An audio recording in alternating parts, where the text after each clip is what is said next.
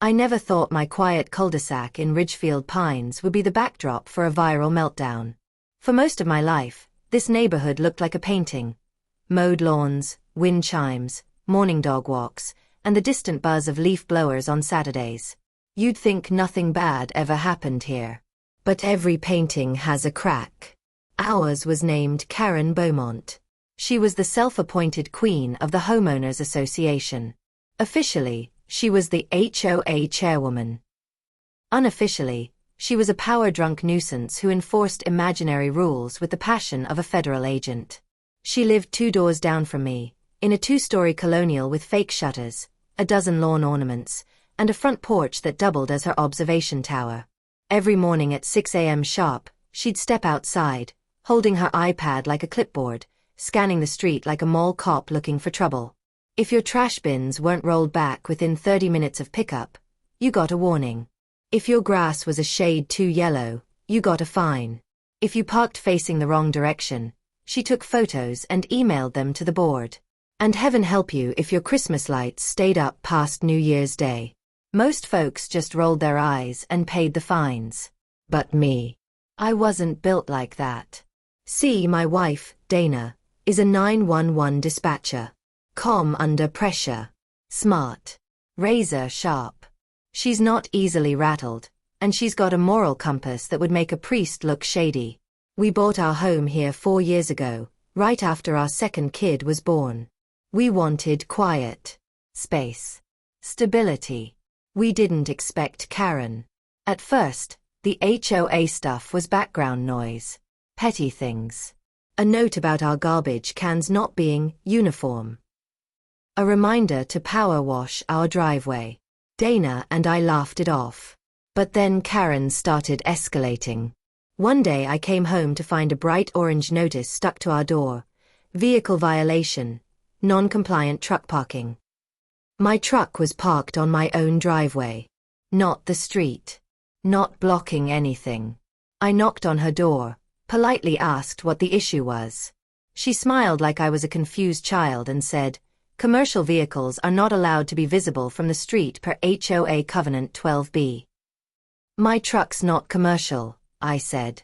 "It's just got a toolbox." "Well, it looks commercial," she replied, like that settled it. That was the beginning. Weeks later, she called animal control because our Labrador, Bear, barked once at a squirrel. Dana caught the whole thing on our Ring cam. Karen standing on the sidewalk with her phone, snapping pictures, muttering to herself about noise pollution. But the moment that lit the fuse, that was the garden bed. Dana had spent weeks designing it. Native plants, drought-tolerant, bee-friendly, low-profile. It was beautiful. It replaced the patchy front lawn we inherited from the previous owner. But Karen hated it.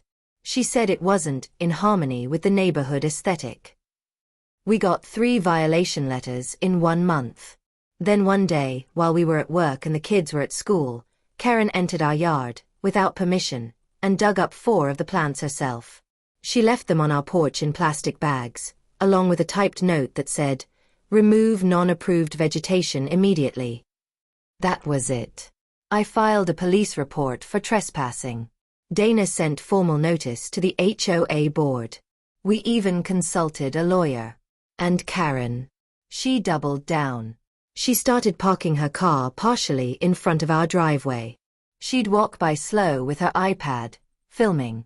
Once she asked my 10-year-old if we were planning to move soon because families that don't follow community standards usually don't last long. But the day it all unraveled, that was a Saturday. I was out back cleaning the gutters, Dana was inside doing laundry, and the kids were watching cartoons. Around 10 a.m., I heard banging. Not knocking, banging. Someone was pounding on our front door like the house was on fire. I climbed down, walked around to the front, and there she was. Karen Beaumont, in full HOA uniform. Khakis, visor, clipboard, and that smug look that said she thought she was the sheriff of Ridgefield Pines. "I need to speak with you about your fence," she said. "My fence?" I asked. "It's 5 years old. Meets all the specs. There's mildew on the east-facing slats. It's a health concern. I blinked. A health concern? She jabbed her clipboard toward me. You've had 3 written notices. If you refuse to maintain your property, I'm authorized to inspect it myself. You're not authorized to step foot on anything I own, I said. You're not code enforcement. You're not the police. And if you touch my fence again, I'll have you charged. Her face turned sour. Is that a threat? No, it's a fact. She pulled out her phone. Then I'll let the real authorities sort it out. I didn't think she'd do it. But she did. She called 911. Right there, on the sidewalk in front of my kids' chalk drawings. Claimed I was being aggressive, that I was intimidating her, and refusing to comply with community safety regulations.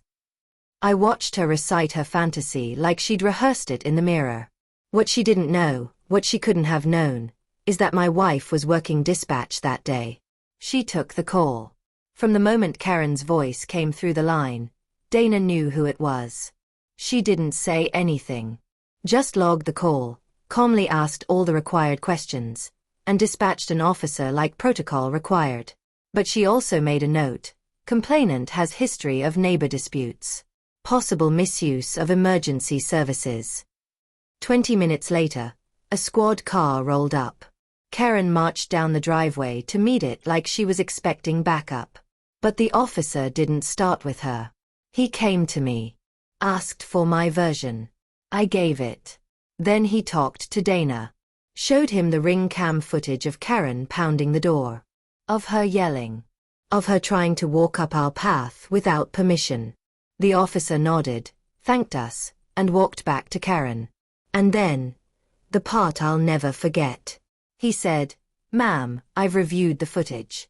I need to inform you that filing a false report to emergency services is a criminal offense." Karen's whole body stiffened.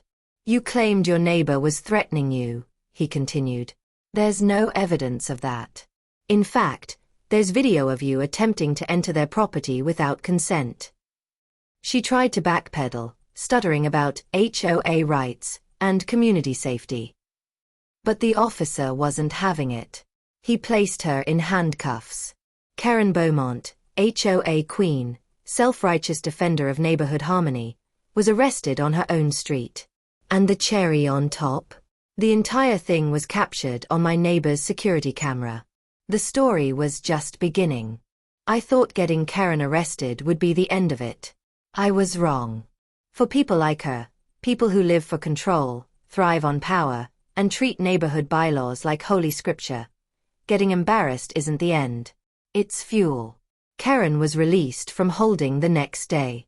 No formal charges, just a citation and a stern conversation with a judge.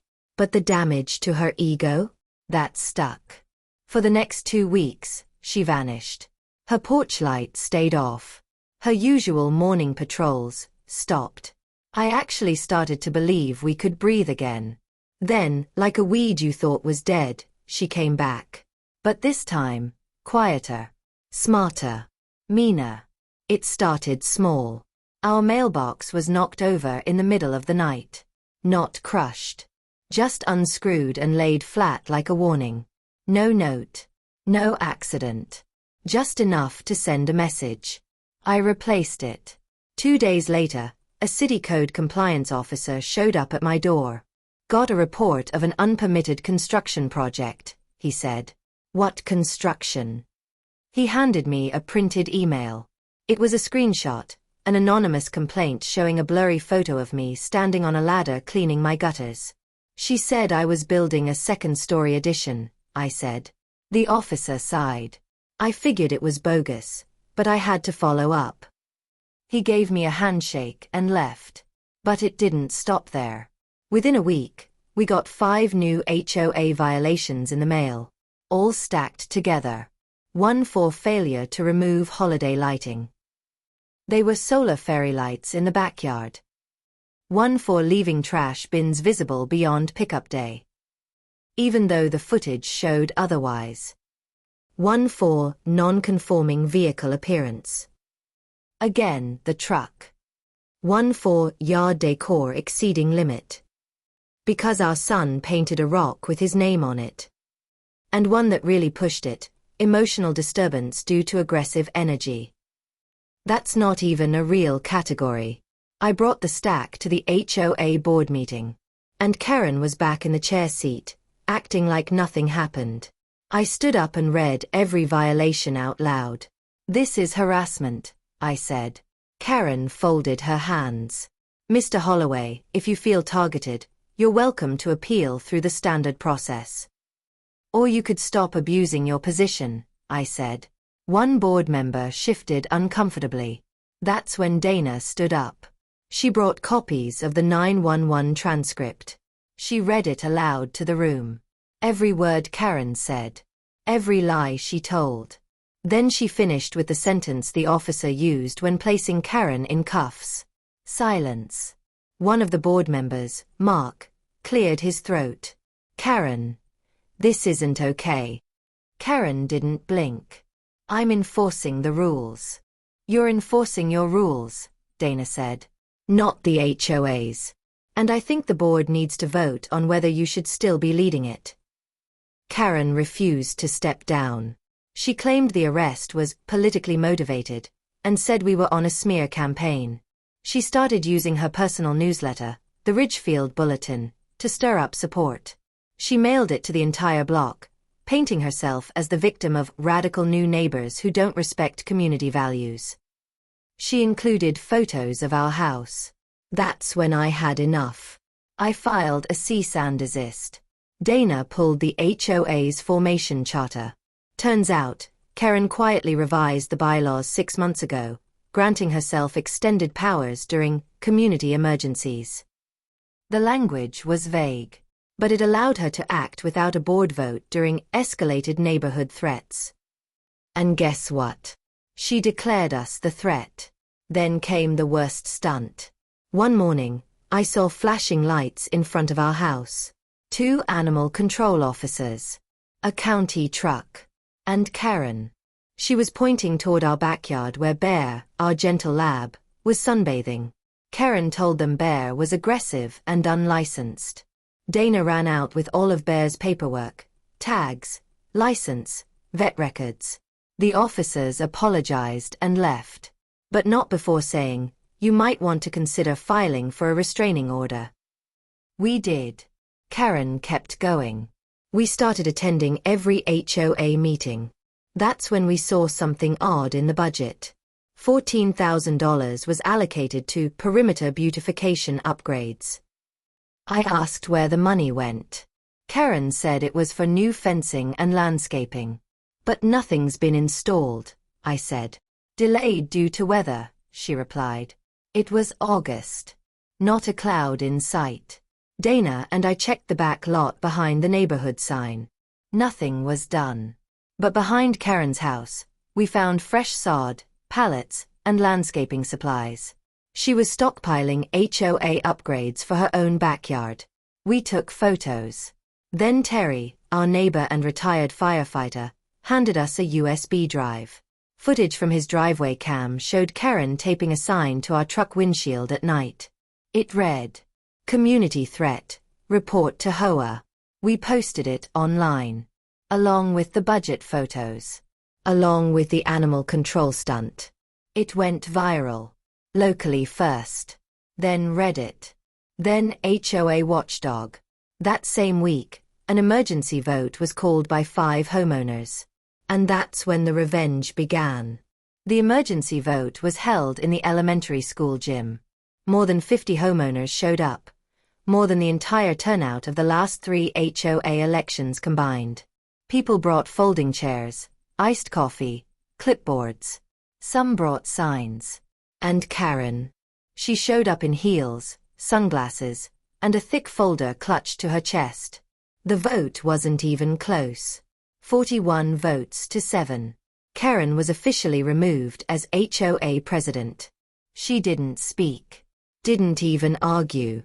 Just stood there, silent, as someone else read the results aloud.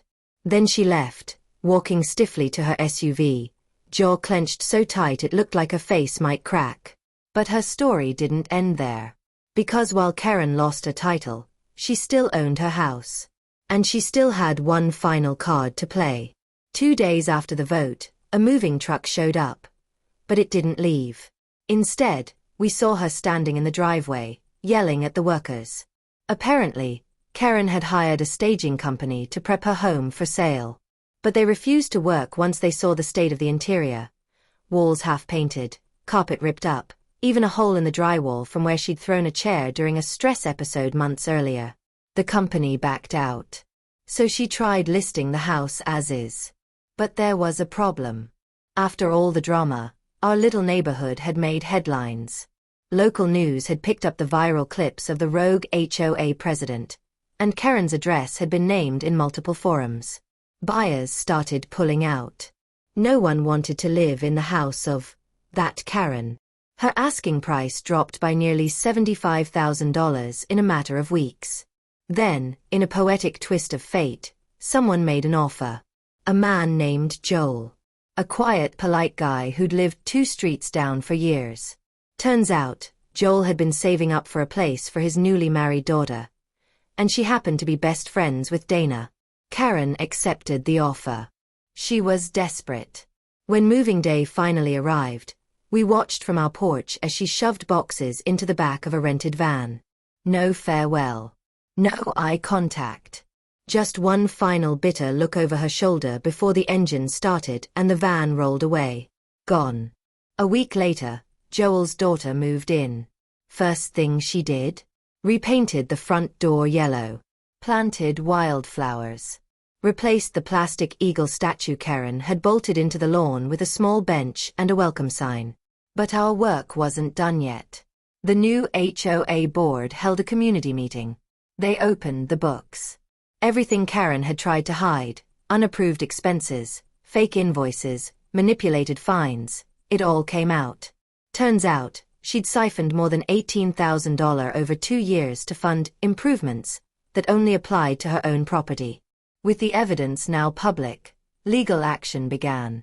The board voted to refer her conduct to the county. Charges included embezzlement, abuse of authority, and falsification of financial records. I didn't celebrate. Not outwardly. But inside.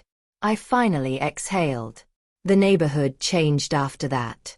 The board passed new bylaws, term limits, transparency rules, digital access to all meeting notes. People started showing up to meetings, not because they had to, but because they wanted to. Dana was elected the new president. Terry became head of security. And me. I just kept mowing my lawn. Kept walking bare every evening. And I made a promise to myself. If I ever saw another Karen rising up through the ranks, I'd be ready. One day, as I was hosing down the driveway, Joel walked up. "Hey," he said, "mind if I borrow that paint sprayer sometime this week?" "Sure," I said. "Fixing up the deck." He smiled. "Nah. Thought I'd repaint the HOA office shed. Figured it could use a fresh start." I laughed. "That makes 2 of us." As he walked away, I glanced across the street. The sun was setting behind the rooftops, casting long shadows across the quiet cul-de-sac. Peace. Real peace. Not the kind that comes from threats or fines or control, but from people finally learning to live with each other instead of above each other. That was the real revenge. We didn't just get rid of Karen. We took back the neighborhood. And this time, we're not giving it up.